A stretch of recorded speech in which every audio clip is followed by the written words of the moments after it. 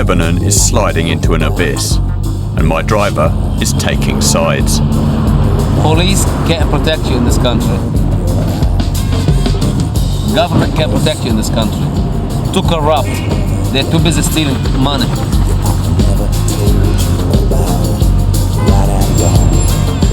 They're not worried about the security of people here. They never did. They never will. As things fall apart, ordinary people are buying guns and preparing for war. First when he called, he asked for AK-47 machine gun. So we got him there. Then he called back, he want 200 rounds. Then he called back, he want extra clips. 30 minutes later he called, he want a handgun. I guess hour later he called, asked for RPG. People are panicking.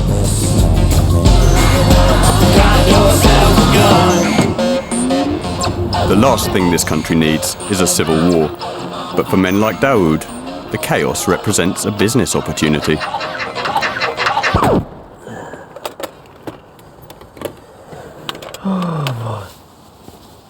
This is a Colt 45, high power pistol. It's brand new in the box.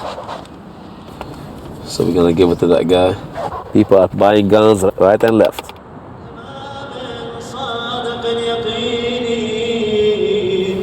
I'd come to Beirut to meet Hezbollah, the secretive Shia Muslim Party of God. They let me in to film this ceremony, Ashura.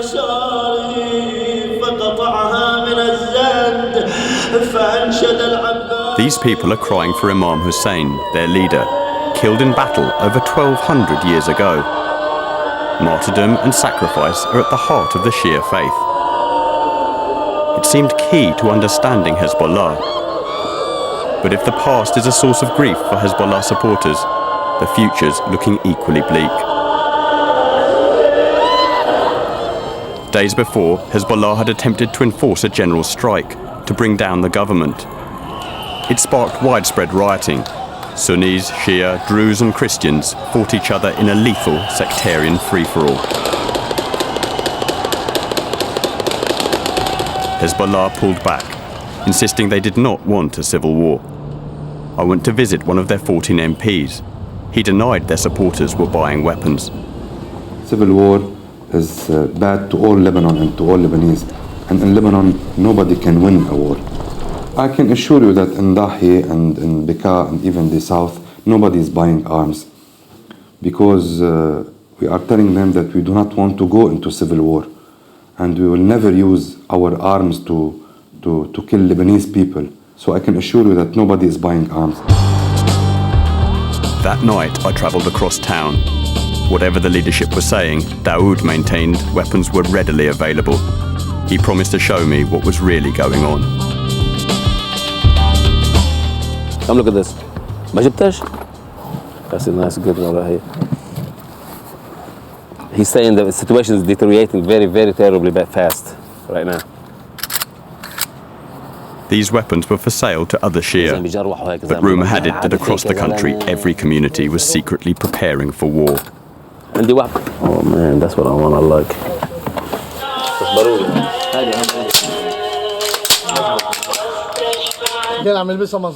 This group were former Civil War militiamen. Nowadays, they're on Hezbollah's payroll.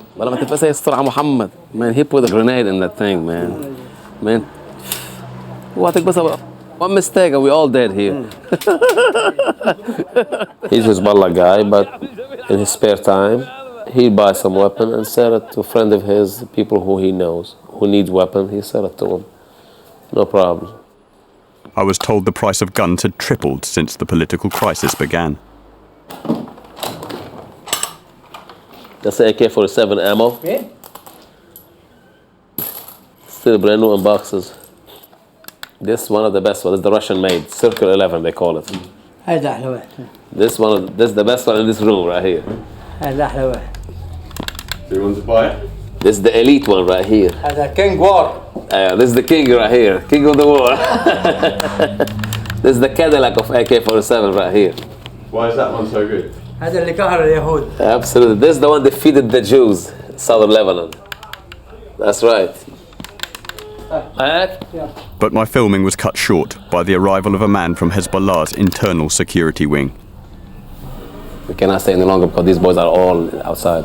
I was told never to film there again. The fighters outside. A few days later, Hezbollah banned all filming in their areas. And that's where Dawood really came into his own. Known locally as Crazy D, he'd lived in America for 18 years, but was Southside Beirut, born and bred. Dawood was plugged straight into the city's dark underbelly. Though not remotely religious, he was a Hezbollah supporter. Maybe he could open doors to their secret world. I know a lot of friends of Hezbollah. Sure. They're honest, they're truthful, they're religious, ordinary people. But they focus on one thing: there's an enemy and we have to fight this enemy. Israel is an enemy and we have to fight them. Israel are occupying our land. We will resist. Hezbollah started as a guerrilla group resisting Israel's occupation of southern Lebanon. Today, it's the country's biggest political party. But unlike the others, Hezbollah runs its own army. Backed by Iran and Syria, it's more powerful than Lebanon's regular forces. Washington is worried. In recent times, it has also become clear that we face an escalating danger from Shia extremists. Many are known to take direction from the regime in Iran, which is funding and arming terrorists like Hezbollah, a group second only to Al-Qaeda in the American lives it has taken. They and others blame Hezbollah for a string of bombings and kidnappings in the 1980s. Are you with us? Or are you against us? That's the American policy in the Middle East. Well, I can assure you, my people are against them. We think they are the terrorists. We think they are the murderers. We think they are the killers. So it's okay for Israel to get funded and they get help and they get $10 billion a year from America. That's good to kill us and kill our kids in Lebanon. But it's bad for us to get money from Iran to fight back. Does that make sense? Last summer, Hezbollah captured 2 Israeli soldiers. A vicious 34-day war followed. Israel wanted to wipe them out, but Hezbollah survived, a humiliation for Israel's supposedly all-powerful army. The Party of God became heroes across the Muslim world. A quarter of Lebanon's population joined the celebrations. كيف يمكن لهذه السلة من المجاهدين أن تهزم هذا الجيش إلا بنصر من الله وعون من الله وتأييد من الله سبحانه وتعالى. So what's the secret of Hezbollah's appeal? Their leader Hassan Nasrallah is himself a huge draw. To us, Sayyid Hassan Nasrallah is our icon. He's the man we trust. He's the man we believe. Because the truth in this country comes from his mouth only. And if you like the speech, why not buy the t-shirt? This is Sayyid Hassan Nasrallah picture printed on the shirt. This lighter right here, it is made in a way that every time you push this button right here, Hassan Nasrallah picture comes out. It shows on whatever surface you aim. It's so popular around here. Everybody's buying it. Hezbollah run their own satellite TV channel. Al-Manar is the self-proclaimed voice of the resistance. Among the news, chat shows and children's programs are militant propaganda videos designed to keep people mobilized for the endless struggle against Israel. When the war started, the Israelis tried to bomb it off air. They failed. Dawood is certainly on message, but he told me he wasn't part of Hezbollah's military wing, or even an official party member. Not everyone is a soldier with Hezbollah. They are very selective who they take in the resistance. And a guy like me, I don't think they let me in. Yes, I am a Muslim. Yes, I am a Shiite Muslim. I'm not too involved in religion. The truth is, I'm not. I might go out and have a drink or go out for a party.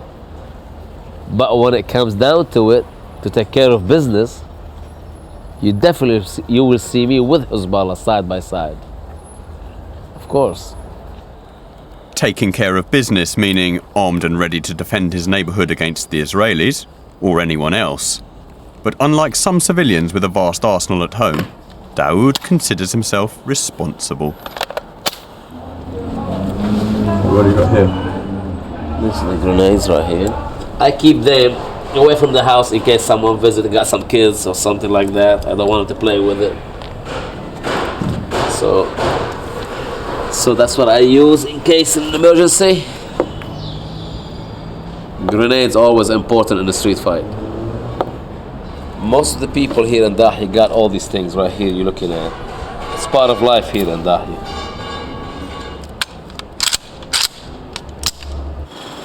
The Dahia is Daoud's neighbourhood, the southern suburbs of Beirut.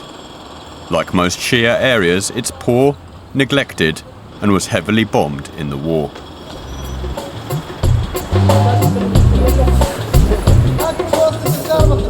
Jihad al-Bina is Hezbollah's construction company. They've pledged to completely rebuild the area and have already handed out over $300 million in cash to homeless civilians. Much of that money is believed to have come from Iran.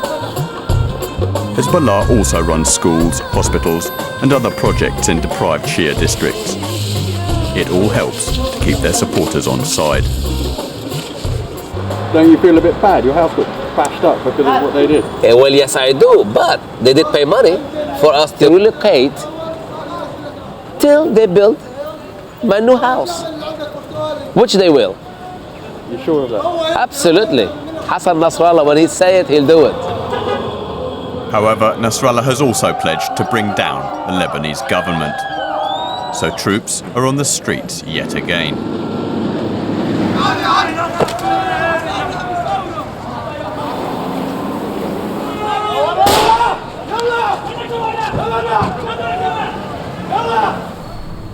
Hezbollah and their allies are camped out in Beirut city centre, paralysing the local economy and laying siege to the Prime Minister's office. Okay, this is the tent city. That's where the protesters sleep and live around the clock. And they will not move or remove the tents till their demands be met. This was Valentine's Day in downtown Beirut. Government supporters massed just opposite Hezbollah's tent city. Love was in short supply. The two sides had to be separated by tanks and razor wire. Hezbollah and their allies want fresh elections, accusing the US-backed government of corruption and complicity with Israel. The government side say Hezbollah is a tool of Iran and Syria. They'd gathered in Beirut to commemorate the assassination of former Prime Minister Rafik Hariri. They blame Syria for his murder and accuse Hezbollah of obstructing justice in the case. The country is split down the middle, and many fear foreign agendas could, once again, push Lebanon into a civil war. The day was a potential flashpoint, but the army mounted a huge security operation, and everything passed off peacefully in Beirut. But I'd heard there'd been an outbreak of sectarian violence between Sunni and Shia Muslims out east in the Hezbollah-controlled Bekaa Valley. We go into a town named Ursel. Ursel, almost 99% Sunni, Muslim Sunni. And 3 days ago, they had a problem with the Shiite people down on the main road, by that way where we just came from. The people here told me they felt intimidated and threatened by local Hezbollah supporters from the Bekaa.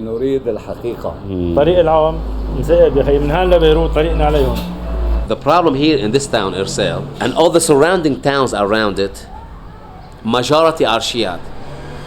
So Ursel is a pure Sunni town. And if they want to go to Beirut, they have to pass through the Shiite towns. That's when the problems occurred, right there. Sunni Muslims from Ursel had joined the Hariri demonstration in Beirut, but on the way home, they say they were ambushed. Okay, on the way back from Beirut after the memorial, after attending the memorial service, on the way back, Hezbollah, Amal, Qawmi, and some of the opposition groups, they were preparing themselves. They started throwing rocks at the vans. كسروا يعني بحدود ال 100 فان يعني طبشوا لها ازازه وفي منها جرح كثير. They destroyed, partially destroyed almost 100 vans, plus there's a lot of people injured. What started with stone throwing descended into a gun battle between heavily armed civilians. He been shot right. Yes, it went right through his shoulder. الحمد لله سلام. الحمد لله على سلامتك يا عم. لا حول الله. The driver of the van, they hit him first with a rock on his head. And the next thing you know, the van ran into the wall. Whoever get injured is injured. Whoever is not, open the doors and run. While they're running, they open fire on them. He's saying he's looking for someone to help him to leave this country because they will kill him the next time they see him. He's saying this town being sentenced to death by Hezbollah. But then the mood soured. The locals began asking questions about Daoud's background, suspecting he was a Shia. We got out of there before it turned ugly. Okay, let's go.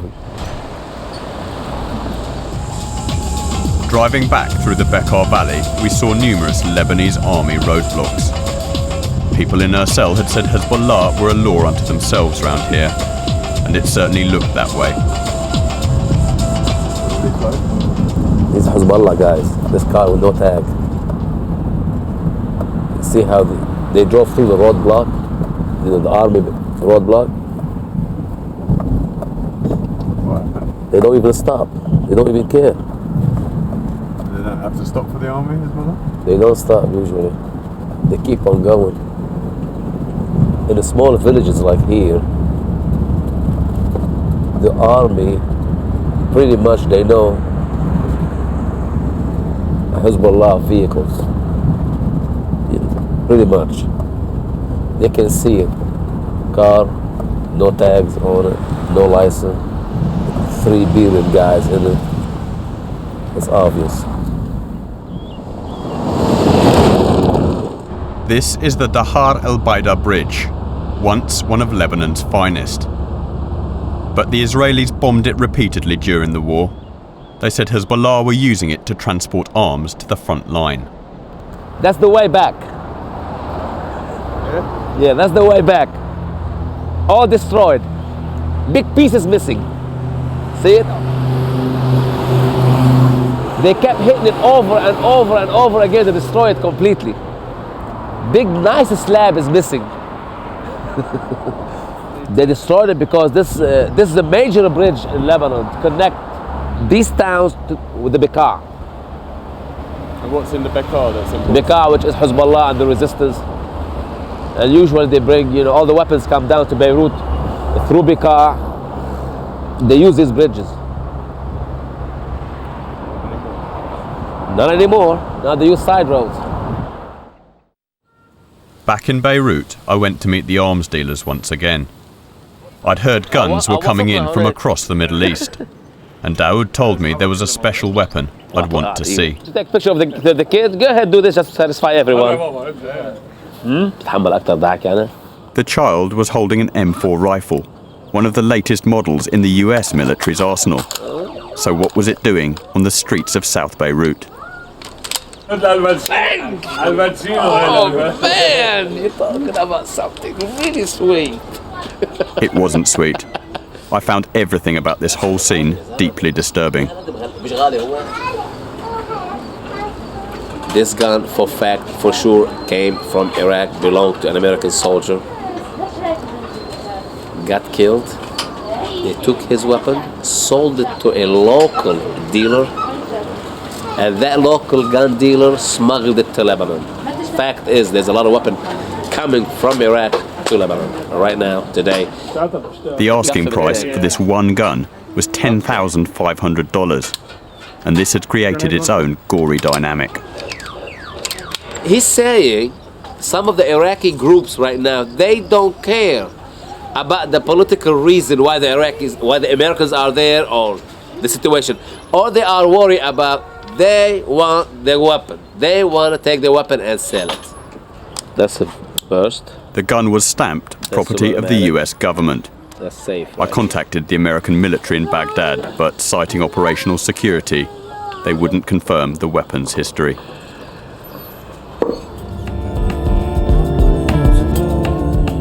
We left Beirut behind and headed for the Shia heartlands of southern Lebanon. To really understand Hezbollah, I needed to see where the movement was born. People here experienced years of Israeli occupation, and in last year's war, thousands were maimed or killed. Now we are on our way to see this lady. Her son got martyred in combat during the summer. The war, Hezbollah against the Israelis. In every town and village I passed through were posters glorifying dead fighters. Down south, the Party of God won the battle for hearts and minds years ago. Ghada Hajali is 40 years old.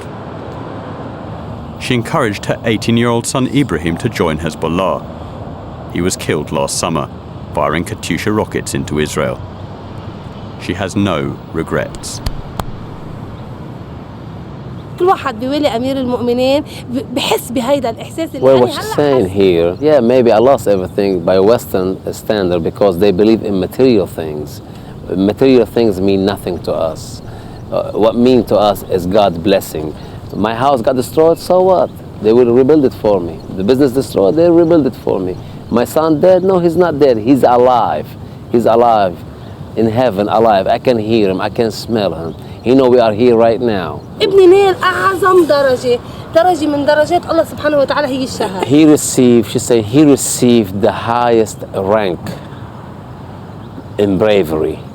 Just like she's asking me, well, if your son pass in school, if we win something, if he pass a hard course in class, if he pass, you be happy, right?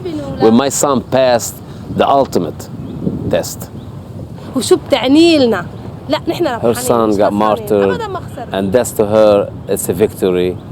بس إذا بالواجب بيدعينا، إيه طبعاً أنا وأولادي مش بس هن. She have 2 sons right now. They're in college. They're not in the resistance right now, but when times comes and there's a need, not only her sons will go, she will go personally too. That's what it takes.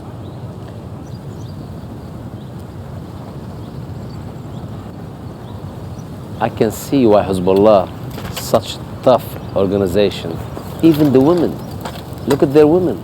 They send their kids into combat. They send their sons to war with Israel. They don't mind to be martyred by Israel. They believe they're defending the land. It's worth dying for.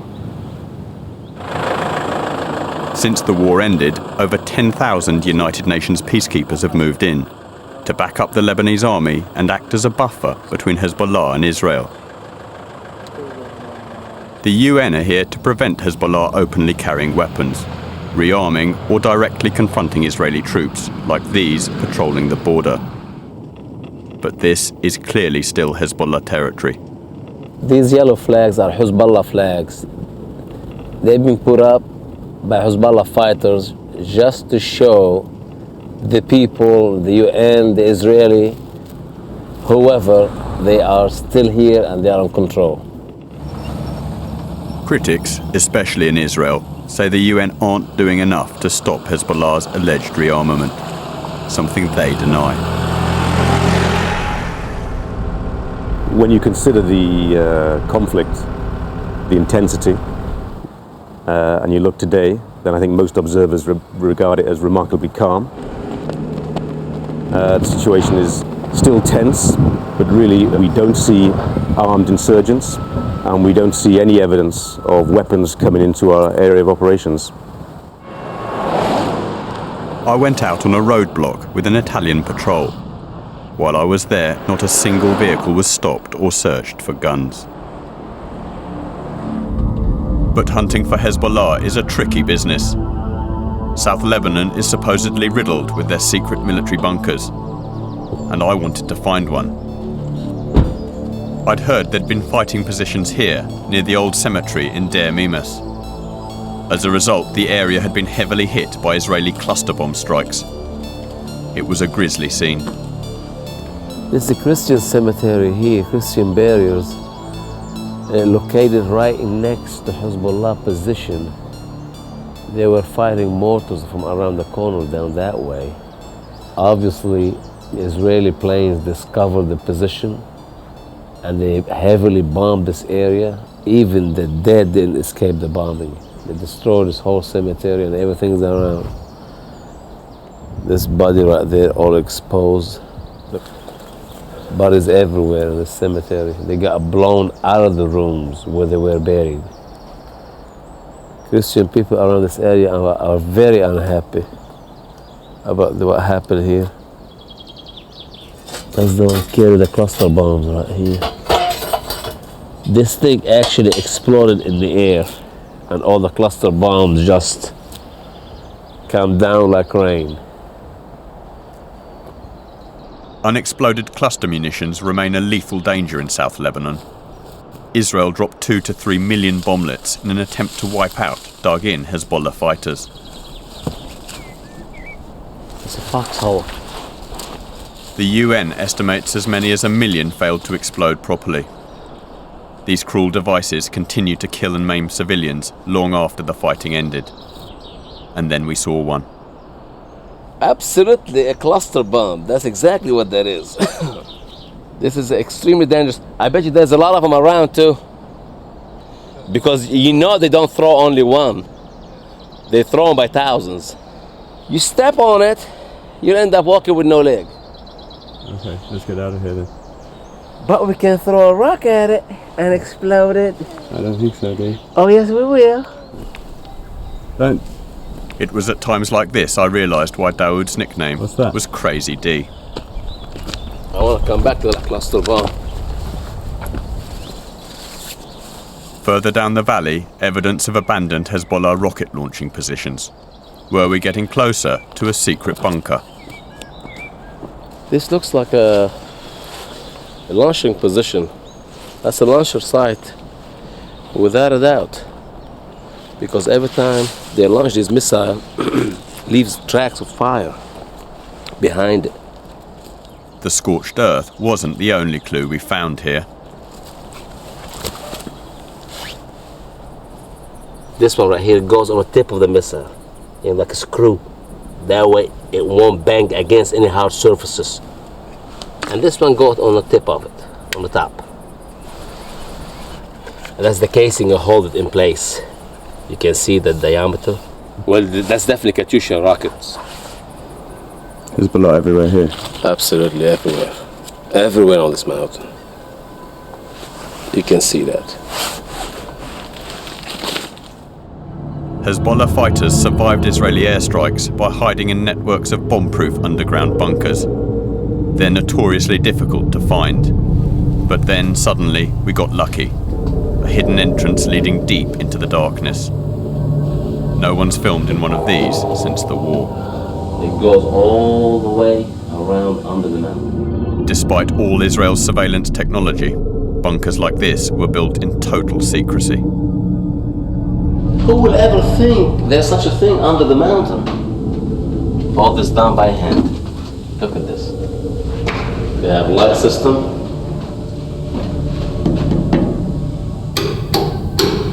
No electricity today. These are the water tanks they use. They're still full too, almost full.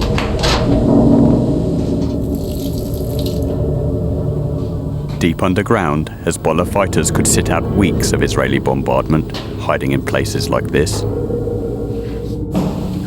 Unbelievable. What was this room? It looks like a bedroom. They used to sleep here. This is the bathroom. There's a shower in there. There's a shower. This is the shower area. This is the kitchen area. They even have a sink These guys had it all. Electricity, hot water, running water, kitchen, sink, bathroom, shower. It's a home away from home. We pressed on. Our target was Bint Jabal, Hezbollah's so-called capital of resistance in the south, just 2 miles from the Israeli border. The town looks a bit like a Hezbollah theme park, but one of the fiercest battles of the war took place here, and it shows.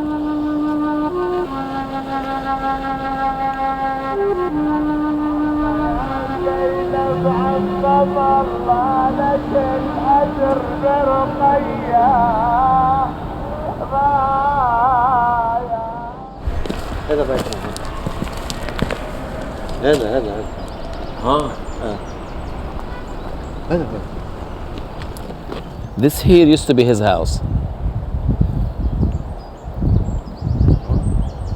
As you see, there's nothing left, nothing there. It's gone, completely, nothing there.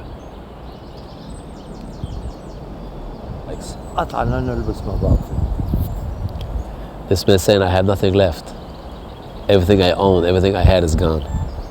I don't even have clothes to wear anymore.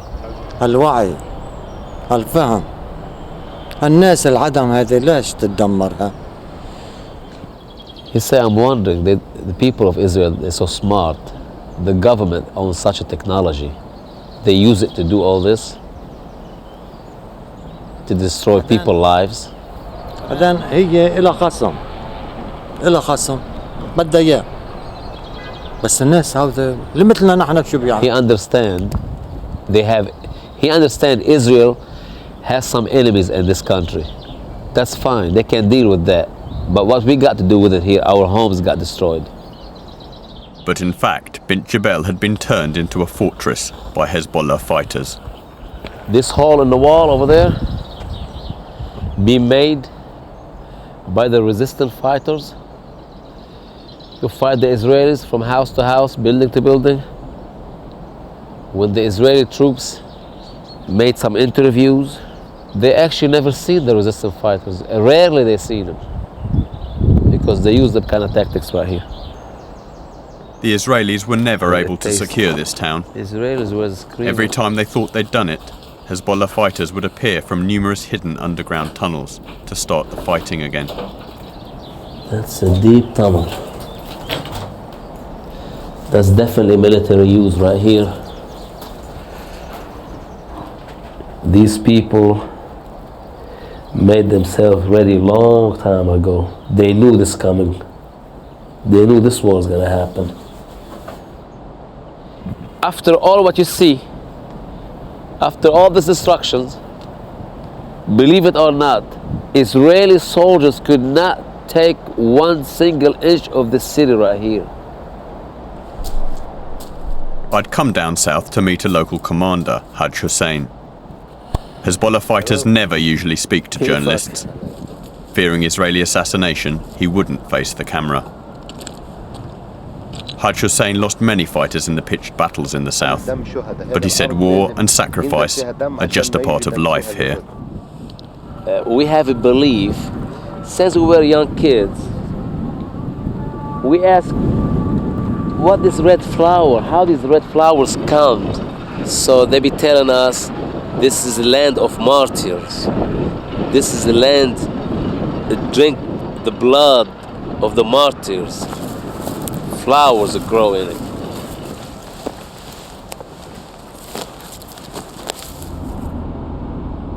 Haj Hussein said the UN presence hadn't removed Hezbollah, merely pushed it underground.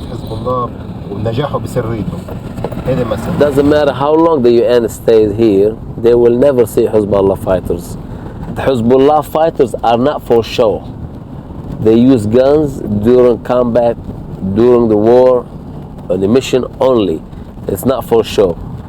They depend on secrecy, mainly on secrecy. And then he confirmed the rumors. Hezbollah was rearming and ready for war. What he's saying here, yes, Hezbollah and the resistance are ready more than ever and stronger than before. There is more advanced weapon right now. Hezbollah definitely bring you weapon, but nobody know where from. This man's whole life had been shaped by constant war with Israel. I asked him if he had any regrets. He feels lucky and blessed. He was raised and born, and God placed him close to his enemy. It's an honor for him. At least he doesn't have to go long ways to fight his enemy. He is right here nearby, and it's an honor for him. Happy, grateful. Haj Hussein left. The next day he was flying off for some military training in Iran.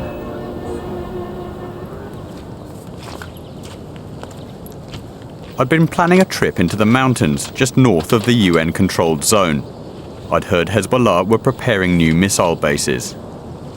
If true, they could fire longer-range rockets into Israel over the heads of the peacekeepers.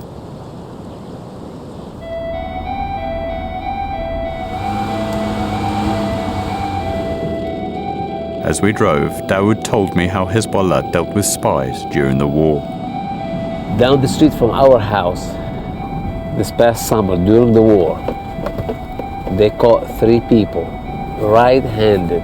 I don't know what they found, what kind of equipment they had, I don't know details, but I know for a fact they lined them up on the wall and they shot the 3. Killed them dead right there on the spot. Spying. Right. Perhaps not what I needed to hear at the time. We were all alone in an extremely hostile environment.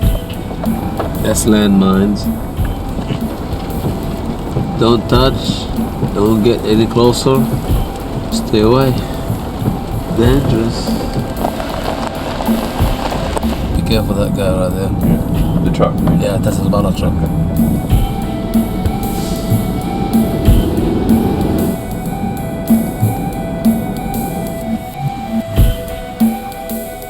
Can't go no further here. Let's go back.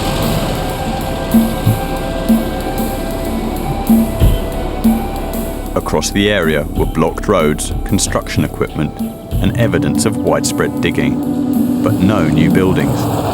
Were Hezbollah making some more underground bunkers? You don't need a genius to figure this out. Look at these valleys. Big, large, wide area digged up from top to bottom. Most locals were too apprehensive to do interviews, but this woman had a story. Her farmhouse was surrounded by Hezbollah activity. This lady lived here with her husband, with her children, but she cannot roam the area down that way because so-called the boys there. And you know who's the boys. So they will not let anyone get nowhere near them. Hezbollah had dumped tons of sand at the bottom of her garden, a vital ingredient for mixing concrete. She said she had no idea where they take it and what they do with it. They digging out sand and they take it out of here. And she doesn't know what they do with it. Other locals warned us to be careful. They said Hezbollah would soon find out what we were up to. He's saying they are everywhere around this area. They are all over the place. You don't see them, they see you.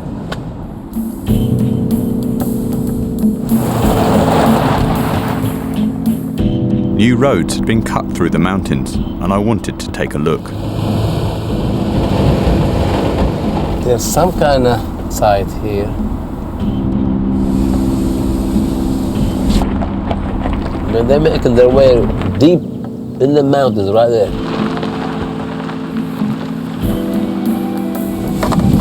Oh shit.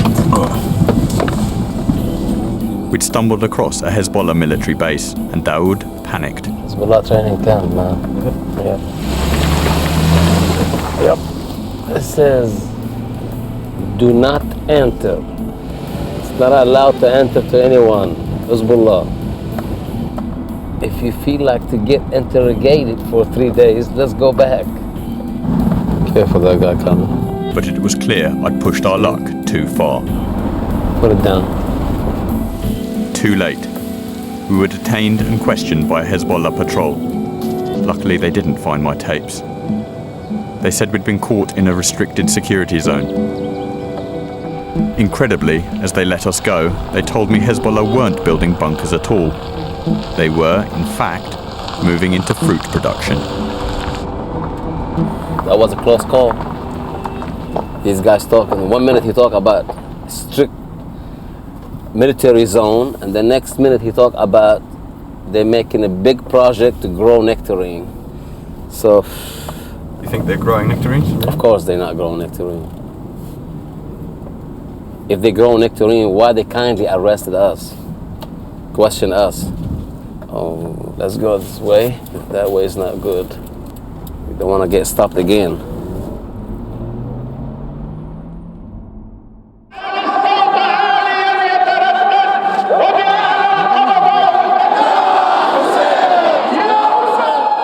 Back in Beirut, it was time to reflect. Hezbollah stands smack in the way of America's plans for the Middle East. But they say they're ready for another war with Israel. For the Israelis to win in this country or to defeat Hezbollah, they have to kill all the Shiite people in this country. Basically. Because we will fight to the last drop of blood. Whatever happens next in Lebanon, I'd come to realize the group's real strength is neither military nor political. It's psychological. They've grafted their militant ideology onto the hearts and minds of all these people. Thus equipped, the Party of God stand ready to fight the long war.